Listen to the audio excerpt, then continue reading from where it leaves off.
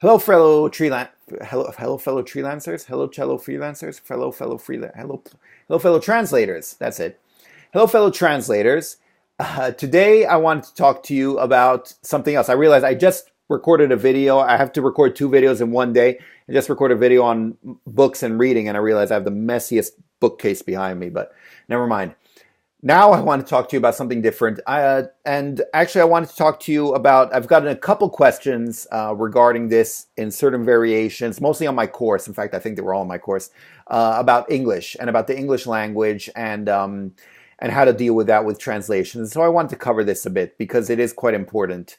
And unfortunately, so when we're dealing with translations, obviously everyone speaks different languages. You have different language combinations. It could be French to English. It could be Arabic to Turkish. It could be Swedish to Korean, whatever it might be. And English does not necessarily have to be one of those languages. It very often is. It's a very common language for there to be, but it doesn't have to be one of those languages. Unfortunately, very often, as soon as you start contacting agencies and companies, especially ones that aren't in your country, you're going to be contacting them in English. And so English is kind of needed, at least for that initial contact. And so I wanted to cover this a bit. First of all, when you do contact them, so this initial email that you send out, you have, and I've talked about this before, you should have a standardized email, kind of a template that you send out. And you can tweak that template and change things here and there, but you should have sort of a standardized template that you send out to various agencies or companies when you are trying to get a job, trying to, get hired by them. And this letter is usually in English, or you have an English version of it, especially when you start expanding abroad. Even if you're in Russia and you're dealing mostly with Russian companies, once you start contacting international agencies, chances are you're going to be using English at some point in time. Even if you do Russian to Norwegian translations, chances are when you first start contacting the agencies in Norway or something like that, English will come up at some point. And so I think it's very important to have something well written in English. And for these purposes, if English is not one of your languages, you might have to hire someone to at least edit it, or maybe just to translate it and write through it. And I think this is actually quite a good investment. Now, look, if it's just a short letter of introduction, you can get someone to edit it or to translate it even for like $10. It won't be too much. But I think it does pay dividends later.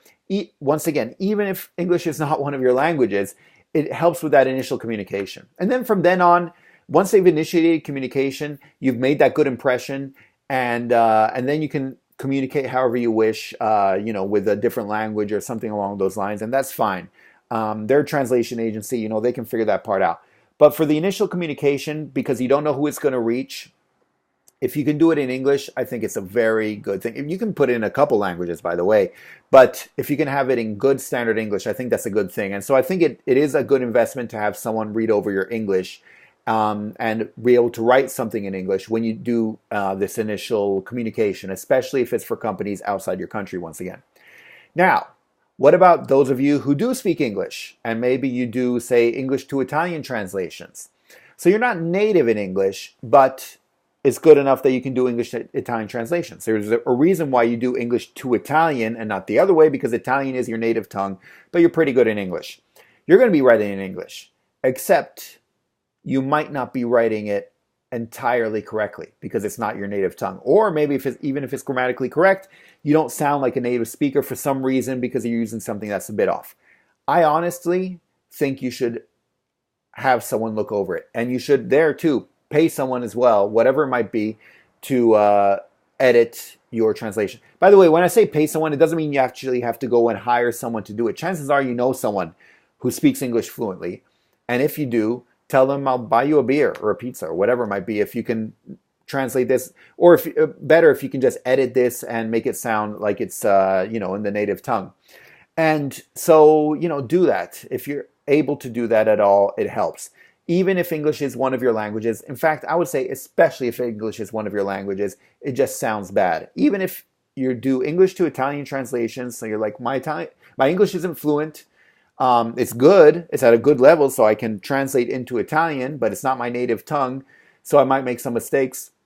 Unfortunately, for that initial impression, you really want to make a good impression, and it's worth it to get someone who's native in English to do that.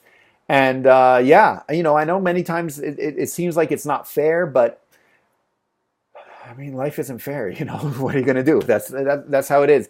And so I think it really helps. By the way, if you are, say, an Italian to English translator like I am, and you're sending emails to Italian companies, you might want to do the same thing too. In fact, for me, what I usually recommend to people I talk to face is to have someone look over it no matter what language. Even if it's in your native tongue, it always helps to have four eyes look at anything you send out. And especially if this is a template letter that you're sending out to many different companies, it's a lot better if you can have someone else look over it with fresh eyes, with external eyes, that aren't yours, and they can see, they can give a different point of view, and they can say, oh, this sounds good, this sounds a bit off, this might sound better, etc., etc.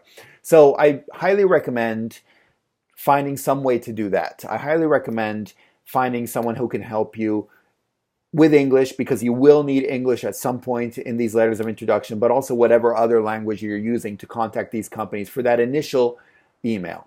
From then on, you're fine. Whatever your language is, you can figure out a way, because at that point, you're already talking to whoever the project manager is, whoever is in charge. But that initial email, you don't know who's going to read it at first. It might be the head of the company, it might be someone in human resources, it might be the right person, it might be a different person in another department. You don't know who it might be. So I definitely recommend having someone read over it. Again, having four eyes read over it. Not four eyes like me wearing glasses, but having someone else's eyes read over it as well. And so, yeah, I just wanted to address that because it seems to be a question that comes up. It came up a couple of times in my course. Different variations of this, of when to use English, how to use English, how good their English should be, if they should worry about their English, etc., etc. Obviously, you can't have all the correspondence translated all the time, and that's understandable and that's fine, especially if English isn't one of your languages, or if you translate from English into something else. But if you are making that initial contact, it really, really does help, I think, to have English, just because it's considered the standard language that's used all over the place. And so people are just used to it. Quite frankly, at this point, that's the way it is. And by the way, in different regions, it could be different, depending, in certain regions, it might be, like I'm sure all around South America, it's Spanish, that's it. And even if you go into Brazil where they speak Portuguese, a lot of Spanish gets used back and forth. But, so there the lingua franca might be more Spanish.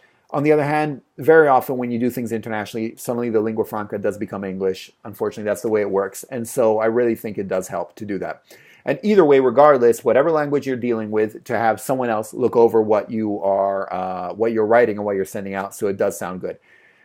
And again, because I received this as a question, but also because I received so many emails from so many people, that initial email with so many mistakes. I've done a couple videos where I go through the emails that I get as an agency, and yeah, they're just so many mistakes, and so it really does help to have someone read over it and make it sound good. Okay, that's it.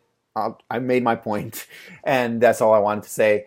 And so hopefully you can find this useful, and it helps out when you are sending out your introduction letters, your introduction emails right at the beginning. So hopefully you found this useful. If you did, don't forget to click thumbs up. Don't forget to subscribe if you haven't. Don't forget that I also have a course on how to become a successful freelance translator. The cheapest place to find it is the description below. And don't forget that I will be back with another video at some point soon. And if you click on the bell, then you will be notified as soon as there is a new video, so you don't have to keep checking. And that's pretty much all I have to say for now. Okay, thanks. Bye. Savidum.